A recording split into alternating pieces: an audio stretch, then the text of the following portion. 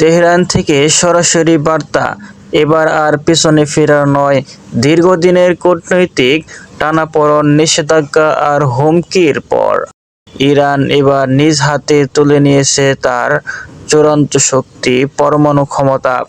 বিশ্ব যখন ভাবছিল কেবল কথার লড়াই চলবে, তখন ইরানের বিপ্লবী গার্ড বাহিনী আইআরজিসি প্রকাশ্যে ঘোষণা করল, আমরা প্রস্তুত এবং আমাদের হাতেও এখন সেই অস্ত্র, যা একবার ব্যবহার হলে ইতিহাস থমকে দাঁড়ায়।